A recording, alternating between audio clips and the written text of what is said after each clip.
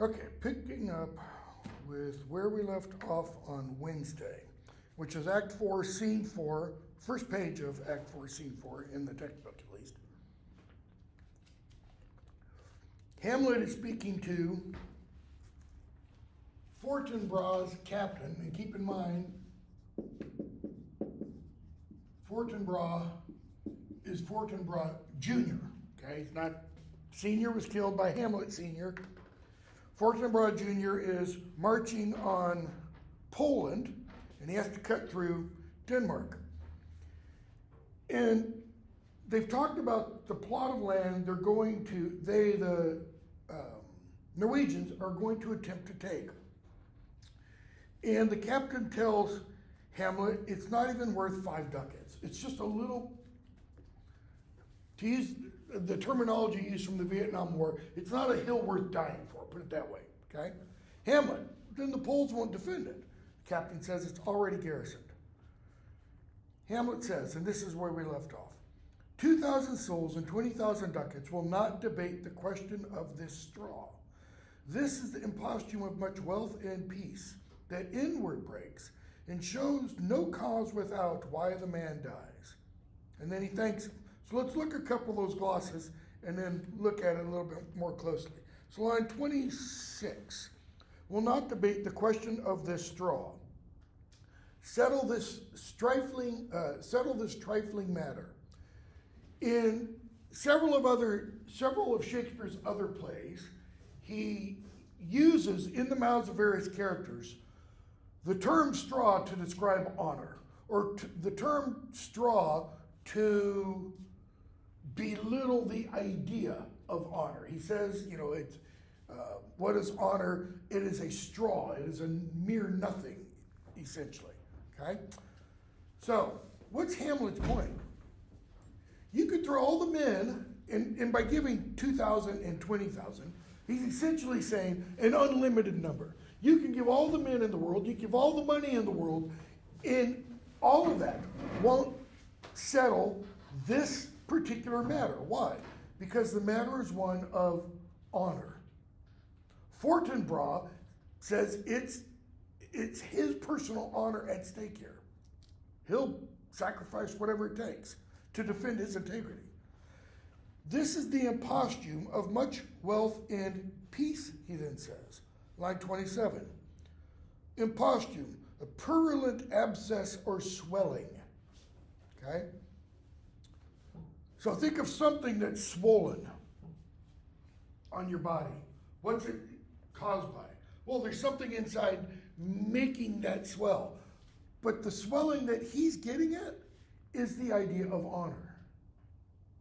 Because honor, for good or ill, is wrapped up with a sense of pride, of ego. And the bigger the ego, the bigger the sense of honor, and the easier it is to offend that person.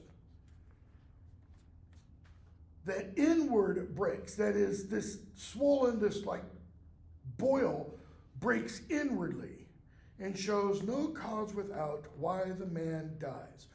Cause. Shakespeare, even though he uses the English, I think it's an IS, it's referring to the casus belli, the cause of war. You know, it used to be thought, it still is, that in order to have a just war, there must be a just cause that demands a response. You know, United States entering World War II. What was our just cause? Pearl Harbor, okay? United States entering World War I. We weren't personally attacked. You had the sinking of the Lusitania early in World War I, but we waited quite a while. United States and Vietnam. We got snookered into there by the French, by bringing in military advisors, and then you bump up military advisors, you know, etc. Okay? Hamlet is saying, all these men are going to die for an unknown reason. it's seeming to be for this man's elevated sense of honor or personal integrity. Forward press, all right? So, Captain leaves, Rosencrantz says, "You ready? Come on, Hamlet, let's go. We need to catch our ship." Hamlet says, I'll be with you shortly. Go a little before, that is, give me space. Okay? Notice, they're not worried about Hamlet fleeing or anything like that. Why? To get back to the word I was just using. Because Hamlet has honor. He says, I will go with you. That means I will go with you. You don't even have to chain him up or anything. So he gets a longish soliloquy.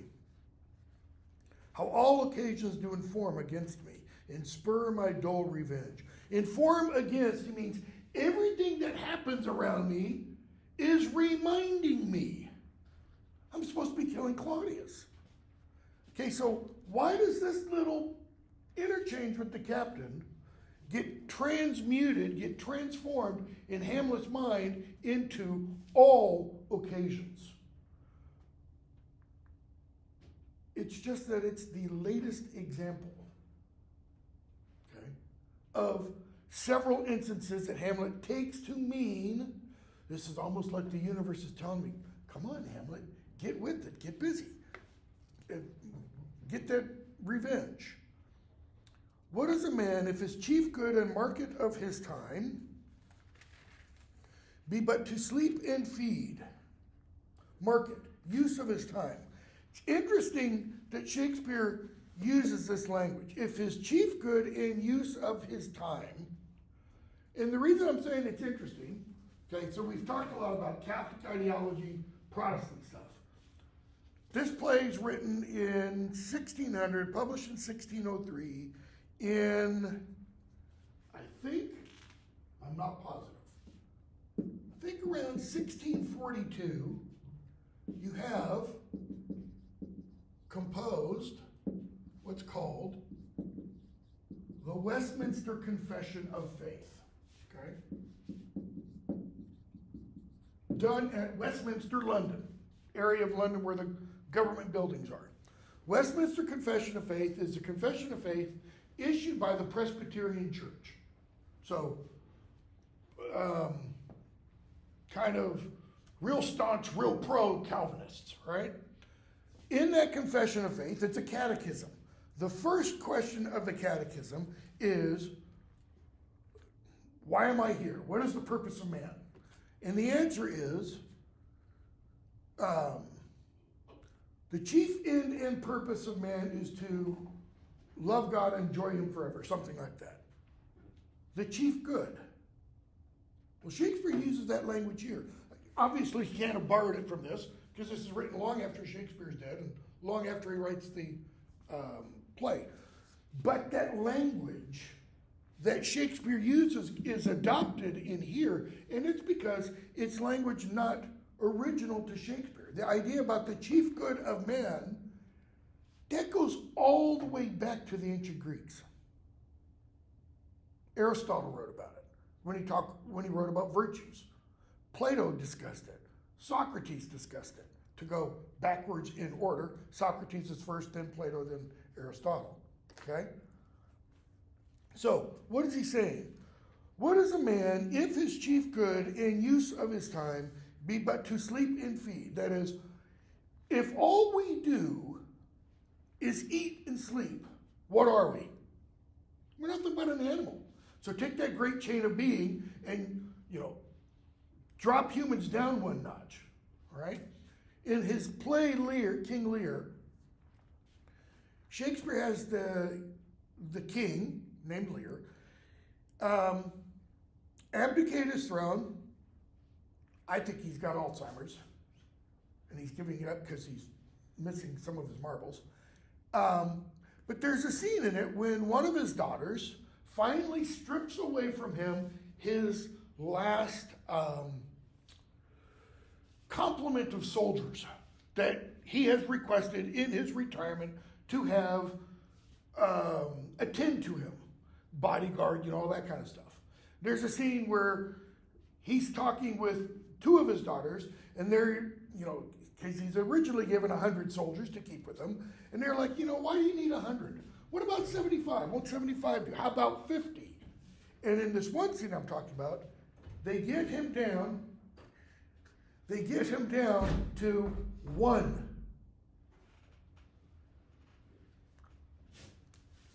And then one of the daughters says, why need you even 1? That is, why do you need even 1 person to attend to you? He's the former king, right? And he says, need, reck not the need. That is, consider, think about not the need. What is man, he says, if he is only to eat and sleep? What but a beast?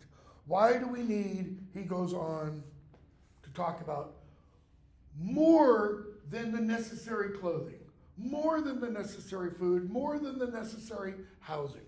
He says, because man is not just a bare, naked animal, okay? Here, Hamlet goes on. So what is he but to sleep and feed? A beast, no more. Sure, he that made us with such large discourse, he that made us, God, with such large discourse, meaning ability to comprehend, ability to understand, and ability to talk about all the stuff in the world. Looking before and after. Who's the looking before and after? Us? Or is it God when he made us, knowing what came before, because God is outside of time and sees all time immediately, and what's going to come after? I'm not saying it's either one yet. I'm just raising the question. Looking before and after, gave us not that capability and godlike reason to fuss in us unused.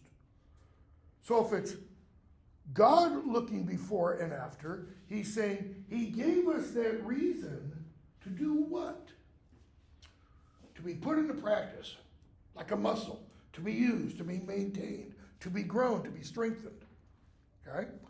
Or, if it's not God looking before and after, it's us looking before and after, what's he getting at? The question I just raised, that this is addressing. What is the chief end and purpose of man? In other words, why are we here? Our reason, Hamlet is suggesting, makes us do at least 2 things.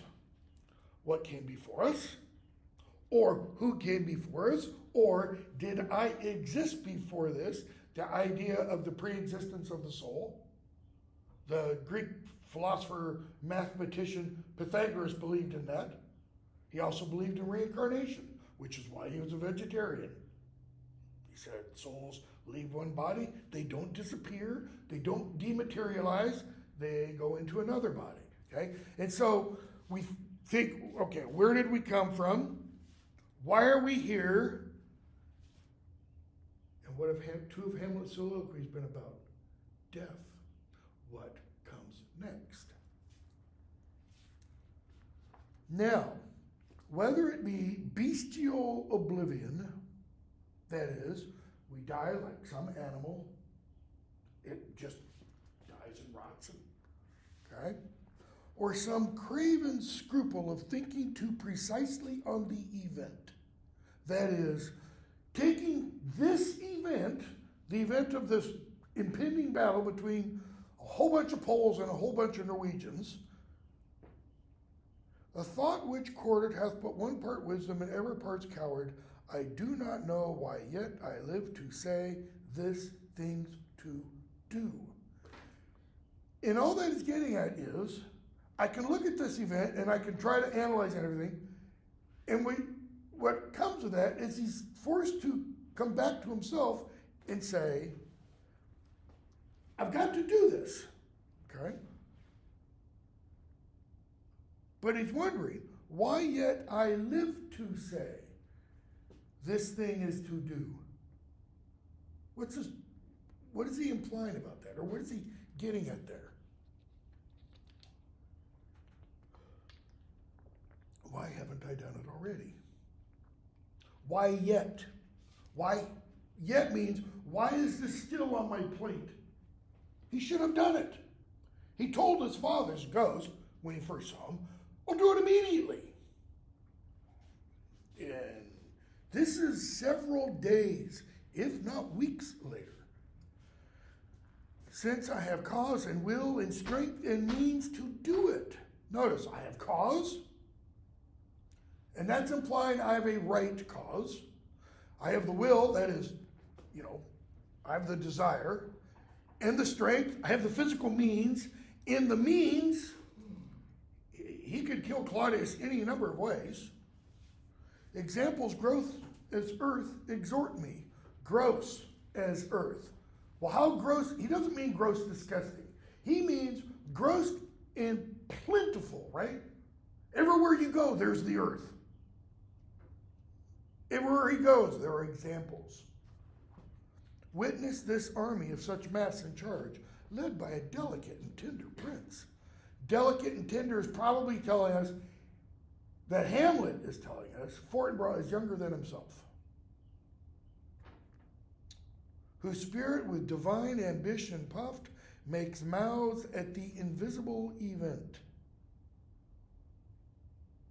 breathes out to it, exposing what is mortal and insure to all that fortune, death, and danger dare, even for an eggshell. He's saying Fortinbras is leading this army for what? An eggshell. Not a literal eggshell, obviously. But why does he choose eggshell? Not an egg, by the way. The shell means the yolk, the fruit, etc., has already been removed. The egg has already been cracked. Which is stronger, an intact egg or an egg that the contents, a shell that the contents have been removed from? Intact egg. It has what's called tensile strength. Okay? Once you crack it, it's easy to just crush. Regular egg is a little bit harder. I mean, most people can still do it. He's saying this cause for their war, it's like an eggshell. His point is it's kind of worthless. Rightly to be great is not to stir without great argument. Polonius's advice to his son. Beware entrance into a quarrel. But once in, bear it so that the other know not to do that again. Rightly to be great is not to stir without great argument. What does he mean, not to stir? Not for, let's say, a great country to rouse itself. Anybody know what, I think he was a general, Japanese general said after the bombing of Pearl Harbor? Now we have roused a mighty giant. I mean, they wiped out the Navy at Pearl Harbor. It took months to build ships. And within a year, we were starting to push the Japanese back from the South Pacific Islands. Watch the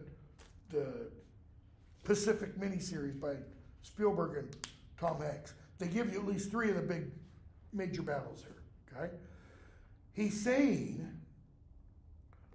to be a great person, a great country, etc., it takes a great cause to get you involved in a battle. So you shouldn't act unless there's a big reason. Why did we go into Afghanistan? 9/11. That's why. Why did we go into Iraq? It's a little, and I used to be, pro wave the Iraq war banner kind of thing. Some of it might have been because there was fear of WMDs. I think the Bush administration definitely feared that. Some of it was also because Saddam Hussein attempted to assassinate Bush's father twice, if I remember correctly. I mean, no shots were fired. The plots were broken up. But this was, W kind of going to protect his daddy, so to speak. At least, that's one plausible argument.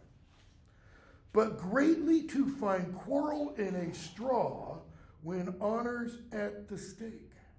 So, Rightly to be great is not to stir without great argument, but greatly to find quarrel in a straw, that is, in something totally meaningless, when honor's at the stake. Would Israel be, I don't care your politics, would Israel be justified in trying to destroy Hamas if, all of Hamas, if Hamas killed one pedestrian on a city street? Most people would go, no, okay? That's not a great cause. But what if Hamas assassinated the prime minister or the president? I think most would say, well, that's the national honor, whatever the people think of Benjamin Netanyahu. That's the national honor at stake. Okay? It'd be the same thing if someone, an agent of a foreign company, assassinated the president. That would be a strike against national honor, so to speak, and we would unleash not so holy hell on them. How stand I then, that have a father killed, a mother stained? Notice, by the way, the mother stained kind of implies she's passive. Gertrude has not been passive in the quote-unquote staining, right? Excitements of my reason and my blood, and let all sleep. Excitements of my reason and my blood. Incentives to. That is, these two things, my dead father, my stained mother, have excited, okay, my reason and my blood. And I let all that sleep. That is, I don't do anything about it. Remember, the purpose of a play is to hold a mirror up to nature. Put yourself in Hamlet's position. Say you come from a traditional nuclear family. You love your mother, you love your father, and they love each other. Your father is killed by his brother, who then marries your mother. That's not going to sit so well. While to my shame, I see the imminent death of 20,000 men. For what? For a fantasy and trick of fame. Okay? A trick of fame, a toy, a trifle.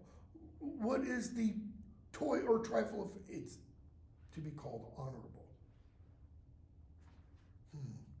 They, these 20,000 men, go to their graves like beds. It's almost like they want to die, Hamlet is suggesting. Fight for a plot whereon the numbers cannot try. Try there means prove, justify the cause, which is not tomb enough and continent to hide the slain. And he's saying, and if these 20,000 men die, there's not enough land that they're fighting for to bury them in. Oh, from this time forth, my thoughts be bloody, or be nothing worth. Okay? So what's he just done? He's done exactly there what he did in his last soliloquy. All right, I'm going to do it this time. It's like, now, Junior, if you do that again, I'm going to spank you. And then, Junior, I said, don't do that, I'm going to spank you. That's twice. And you just keep doing that. Hamlet's kind of like that. Horatio comes in to speak with Gertrude and a gentleman. Okay. The queen says, I will not speak with her. Gentlemen, she's pushy. Who's the she? Ophelia is being talked about. Okay? Gentlemen, she's talking about her father. Says she hears there's tricks in the world and hymns and beats her heart. Hymns, that's like she hems and haws. Okay? Horatio, you should speak with her. She may strew dangerous conjectures in ill-breeding minds. That is, you should get Ophelia away from public view. Why? because she might cause other people to think wrong ideas. Okay? Let her in. And she, Gertrude, gets an aside. To my sick soul, as sin's true nature is. Okay? As to my sick soul, as sin's true nature is, each toy seems prologue to some great amiss. So full of artless jealousy is guilt, it spills itself in fearing to be spilt. Notice, sin's true nature is what? A sick soul, or sickness in the soul. She says, just as sin's true nature is sickness in the soul, each toy, what does she mean by toy? Each strange event, each kind of shiny new thing, this latest bit of news, she says,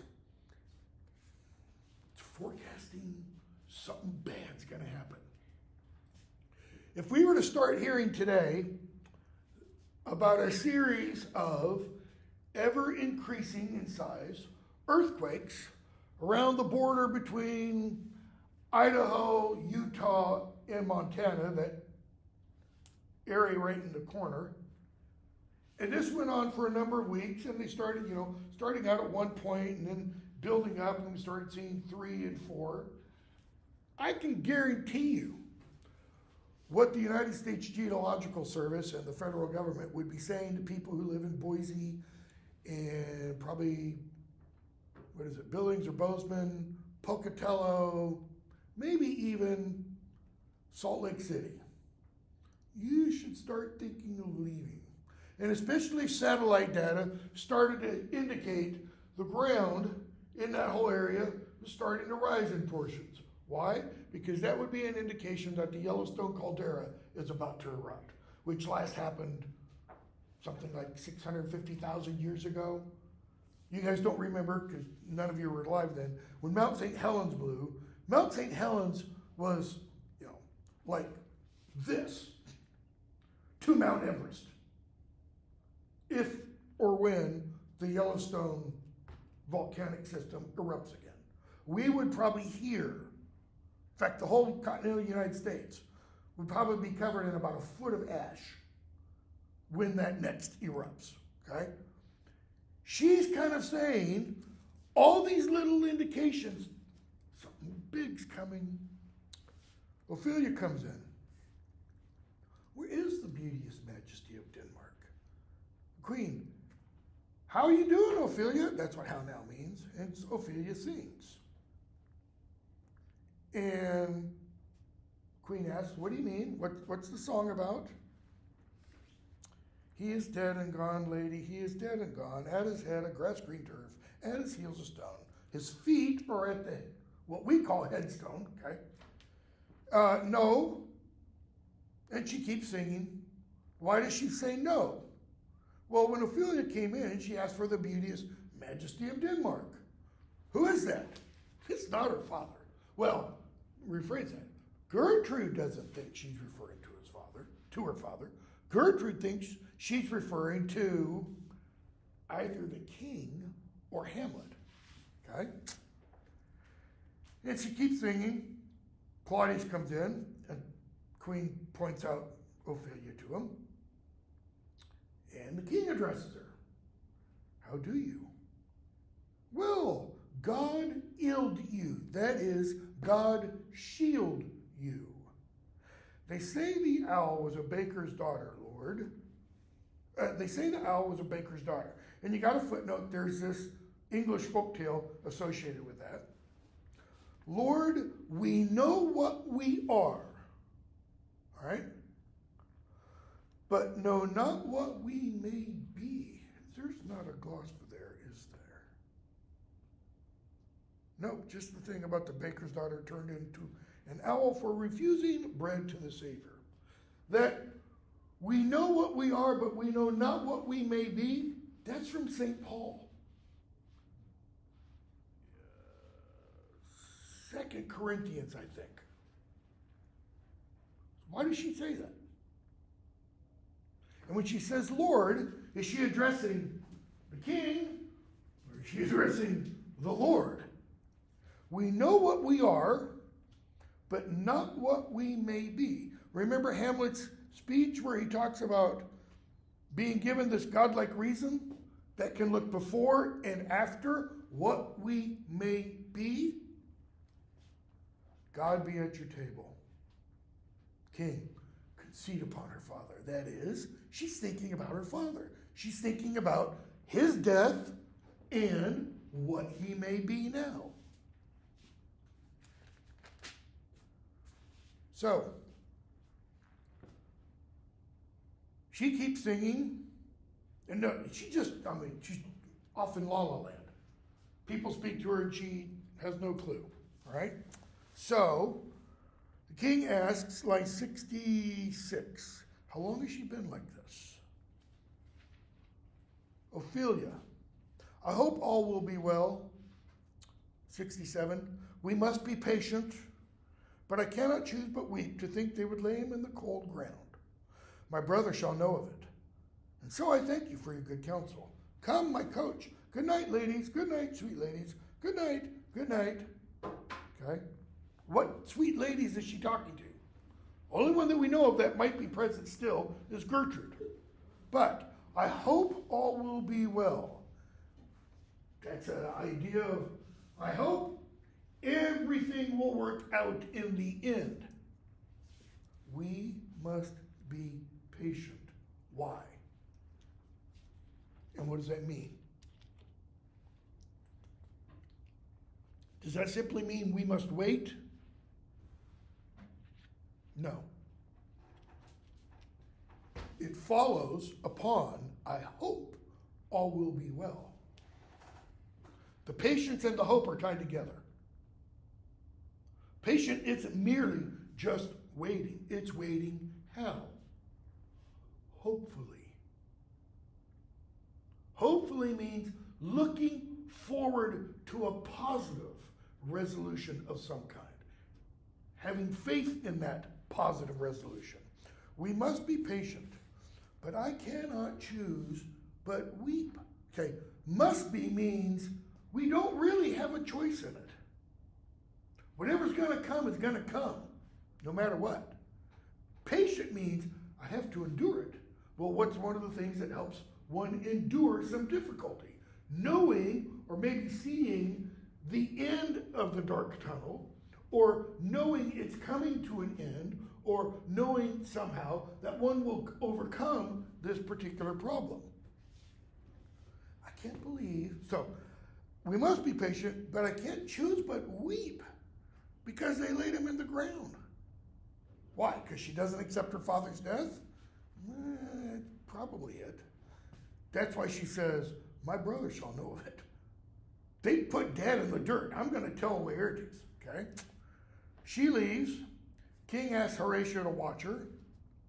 And he says, this is the poison of deep grief. Remember what the queen said? To my sick soul, as sin's true nature is. The soul is sick because of sin in it. This is the poison of deep grief, and that's the poison, partly at least, that sin has brought in. Not necessarily Ophelia's sin, but the sin of her father's death. It springs from her father's death. Oh, Gertrude. When sorrows come, they come not single spies, but in battalions. Well, what did Gertrude say just a couple minutes before that? All these little toys seem prologue to some great amiss. Okay? The king has just now said essentially the same thing without having heard her. He's saying, look at this. Things are just piling up one after another. First, her slain father. Next, your son gone. He, most violent author of his own just removed. He had it coming. It was his own fault. The people muddied. How are the people muddied? And what does he mean by that? Like muddy water. They're not clear-headed. They're not thinking clearly. Okay? How so? Thick and unwholesome in their thoughts and whispers for good Polonius's death. How are their thoughts and whispers thick and unwholesome? Who do they think, apparently, or who might they surmise is the cause of Polonius's death? The king. He's already told us. For some reason, the people love Hamlet. Okay? And we have done but greenly and hugger-mugger to inter him, that is, and we move fast. He's implying Polonius did not get a big public relations kind of burial. They just kind of quickly had the church rites and put him in the ground. Poor Ophelia. And we get this idea again. Divided from herself and her fair judgment. Shakespeare has now alluded to this notion of being divided from self 2 or 3 times. Why? Because he's building. He's building to Act 5 when Hamlet is going to put into logical, rational terms why someone who is insane should not be accused, for example, of murder. Okay? Divided from herself and her fair judgment, without the which we are pictures or mere beasts. What's the difference between the animal world and the human world according to the vision given in Shakespeare, or at least in this play?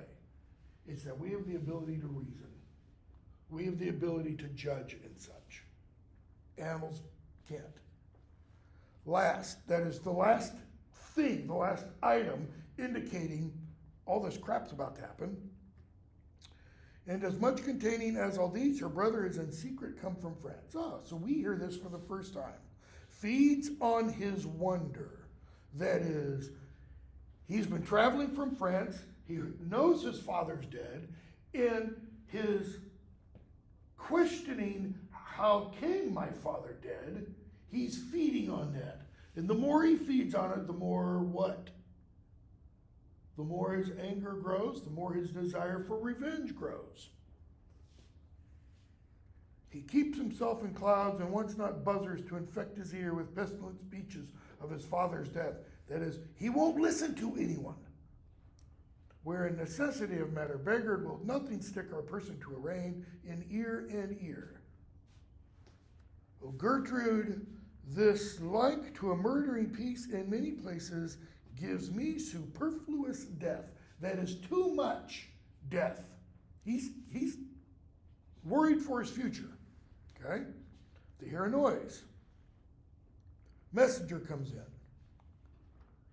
And the messenger comes in and says, save yourself, my lord. The ocean, overpeering of his list, eats not the flats with more impiteous haste than young Laertes. The whole thing about the ocean there, he's talking about when a storm comes, what does the ocean do? It rises up and goes above its normal boundaries. So has Laertes. He comes in a riotous head. His head is full of riot, it's full of chaos. Like Hamlet's distracted globe.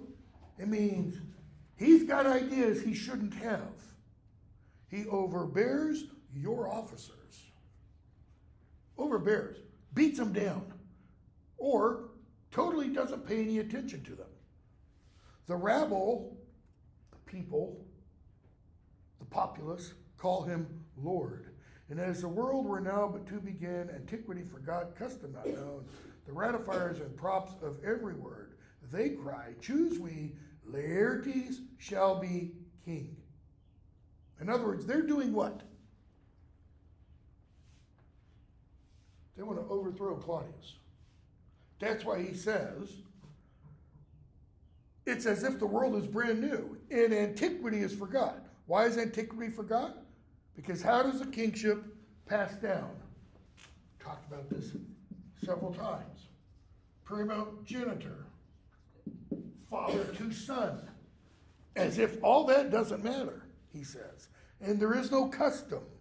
And they say, Laertes shall be king. What's the other big problem with naming Laertes king? He's not in the royal line. He's not in the royal family. And caps, hands, and tongues applauded to the clouds. People, when Laertes comes in, and others start shouting, Laertes, Laertes, we want Laertes to be king. Men are throwing off their hats. People are shouting, clapping. Queen, how cheerfully on the false trail they cry. In other words, they don't know what they're doing.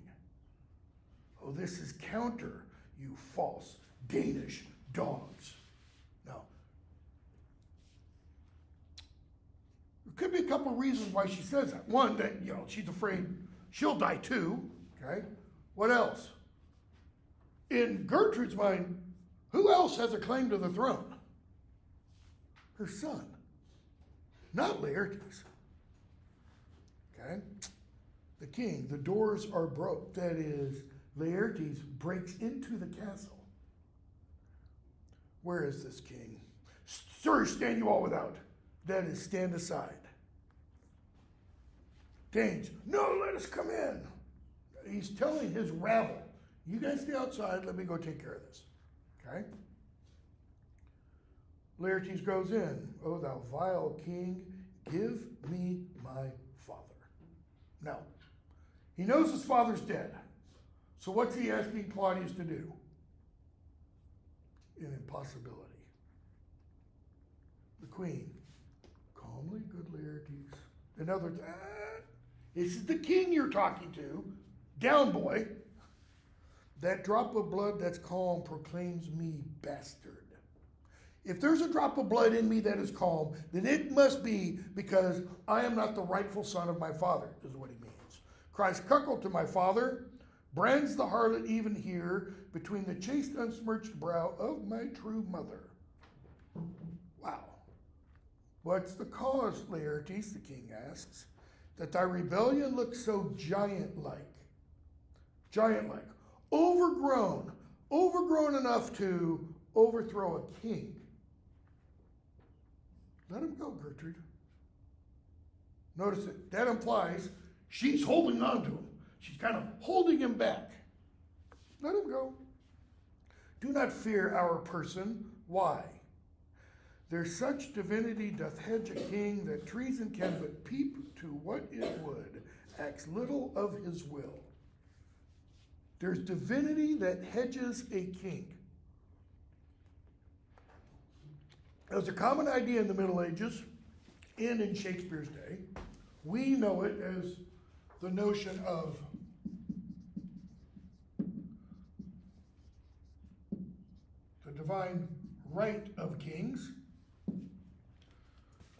justified in the Christian tradition because of the book of Romans, chapter 12, where Paul talks about all government is instituted by God, okay? And it all ought to be followed. Here, however, he's saying God hedges around, protects a king, so that treason can't do anything to it. What's the problem with that speech? How did God protect Hamlet Sr.? He didn't. Because the treasonous, rebellious traitor is now wearing the crown. Tell me, Laertes, why thou art thus incensed. Let him go, Gertrude. Where's my father? Dead. Queen, but not by him. He didn't do it. Don't strike him. Let him speak. How came he dead? Don't trick me. To hell allegiance, that is, allegiance to the crown, allegiance to the king, vows to the blackest hell, conscience and grace to the profoundest pit. What is going to motivate Laertes? One thing: kill Dad's killer. Who's he sound like? He sounds like Hamlet after Hamlet speaks to the ghost. To this point I stand, that both the worlds I give Both the worlds I give to negligence, let come what comes. Both the worlds, heaven and hell, he's saying, I don't give a damn what happens to me. I'll be revenged. Who's going to stop you? Laertes, my will. That's the only thing that will stop me is my choice. Okay? If you knew the certainty of your dear father, is it written your revenge? At sweepstake you will draw both friend and foe, winner and loser. That is, are you going to kill more than just the killer of your father? Are you going to kill those who might actually help you and such? Only his enemies. Laertes says 141. Will you know them? Okay, to his good friends, to my father's good friends, I'll open wide my arms. Okay, now you speak like a good child. He doesn't mean little boy, he means son, and a true gentleman. That I am guiltless of your father's death, and most sensibly in grief for it, it shall as level to your judgment appear as day does to your eye. That is, I will make it so clear to you that you'll say, well, that's as clear as daylight. They hear a noise. Ophelia comes in. Laertes, speaking about Ophelia coming in, O heat, dry up my brains, tears 7 times salt, burn out the sense and virtue of mine eye. By heaven, thy madness shall be paid with weight till our scale turn the beam. In other words, he's going to go crazy also. And she comes in, and she talks about seeing her father born on a bier, and then she starts singing again. And Laertes says about her singing, line 171, this nothing's more than matter. That is, this doesn't make any sense at all. There's no matter, no essence, substance to what she's saying. And she goes off and starts talking about flowers. Rosemary for remembrance, etc. Pansies for thoughts. Okay? They go back and forth. She goes out. Do you see this, O God? Laertes asks. And the king, I communion with your grief. Calm down. Let's talk about this. Okay? He says, be you content. Line 203. Be you content to lend your patience to us, and we shall jointly labor with your soul to give it due content. In other words, he's saying, be patient. I will give you information that will bring you contentedness. Okay? So, king says, all right. We'll go and talk. Scene 6. Horatio and others come in. The sailor comes in and hands Horatio a letter. It's from Hamlet. Horatio, when thou shalt have overlooked this, give these fellows some means to the king. That is, convey them to the king. They have letters for him. Before we were 2 days at sea, a pirate came, they grappled, etc. Hamlet became their prisoner. Before he left letters for the King of England to take care of Rosencrantz and Guildenstern, because they're still on their way there, etc. Scene 7. Laertes and the king come in. And the king says, now must your conscience my acquittance seal. That is, I must be acquitted in your mind. What does it mean to be acquitted? Found not guilty. You must, in your own conscience, determine that I am not guilty. And you must put me in your heart. Trust me. Since you have heard, and with a knowing ear, that he which hath your noble father slain pursued my life. So, between, this is scene 7, between scene 5 and this scene,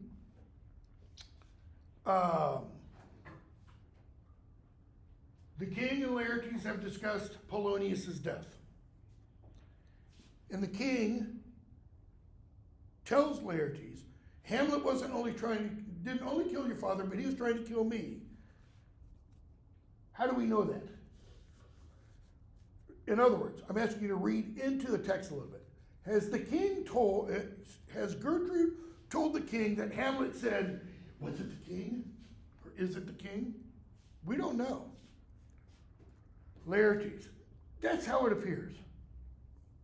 So tell me, why didn't you do something? Why you proceeded not against these feats? 2 reasons. You know, they're good reasons to me. You might not think so. 1, his mother loves him. His mother lives almost by his looks. If she were to lose Hamlet, Gertrude would die, kind of a thing. Okay? So he says, the other motive, the other reason I didn't take any action against Hamlet, 15, 16, 17, 16, the other motive why to a public count I might not go is the great love the general gender bear him. The general people. If I had gone against Hamlet, the people would have turned against me. And how do we know that that's probably true? How did Laertes enter the scene? He was leading a group of not protesters, okay? These people were demanding what? That Laertes be king. Who, dipping all his faults in their affection, would like the spring that turned wood to stone, convert his gyves to graces, so that my arrows too lightly timbered would have reverted to my bow again. In other words, if I had done anything against Hamlet, it would have come back to me. I would have been the one damaged. Okay? Laertes. Okay, so let me understand this, he says. And so I've lost my father. My sister's a loon, whose worth, if praises may go back against, and challenger on mount of all the age for her perfections, meaning my sister's gone crazy, who, if we were to really count, quality and stuff, she would be held as the greatest woman of the age, meaning the most desirable, the most beautiful, the most wonderful, all that kind of stuff. But my revenge will come. In other words, I'm not stopping. You're not going to talk me out of this. King, no, don't worry about that. Don't lose any sleep, he says over that. He says, no, we are not made of stuff so flat and dull that we can let our beard be shook with danger. He goes, no, hold on. I've got an idea, okay? Messenger, so he doesn't get to tell Laertes just then what his plan is. Messenger comes in. There's letters from Hamlet, okay? And the king reads, high and mighty, this is line 42 or so. High and mighty, you shall know I am set naked on your kingdom. Tomorrow shall I beg leave to see your kingly eyes, when I shall, first asking your pardon thereto, recount how I returned. Okay? Your gloss says, set naked on your kingdom, unprovided with retinue. All right? So I don't have any followers, unlike Laertes. Laertes asks, is that Hamlet's handwriting? He goes, yep, that's it. So king asks, got any advice? Laertes, let him come. Let him come. So I shall live and tell him to his teeth, thus did thou. And the implication is he will kind of like bring Hamlet into a hug. Killed his father. King, you sure about this? Laertes, aye. So the king comes up with another plot. Okay? And that plot is, he suggests, over the next couple of pages, he says, we've heard about you during your travel, you've become a good swordsman, blah, blah, blah, blah. We will set up a fencing match between you and Hamlet. And you'll beat him because Hamlet's fat and out of shape. he essentially says. And Laertes says, and I'll do it one better. I've got some poison that I got from Paris. I'll put it on the tip of my foil, just one stripe with it, one little prick, and the person's going to be dead within half an hour. Okay? King goes, good, good. And to make sure he dies, I'll put poison in a goblet and drink to Hamlet's health. So, Hamlet's going to die one or all of three different ways. He'll be stuck, that is actually pierced by the rapier. That could be one way. 2, poisoned by being scratched by the rapier. Or 3, poisoned by drinking the poison. Okay? When we come back Monday, we'll probably come back to the very end of this Act 4, Scene 7, to talk about the plotting again, and then we'll jump somewhat quickly into Act 5. I was going to make a comment, but I don't remember what it was, so I won't. There is a quiz up. It's due Sunday night? Yeah, Sunday night. I was thinking tonight for some reason. Due Sunday night, just over Act 3. Don't use the internet. Everybody who cheated on the last one got 0 points. If you got 0 points on it,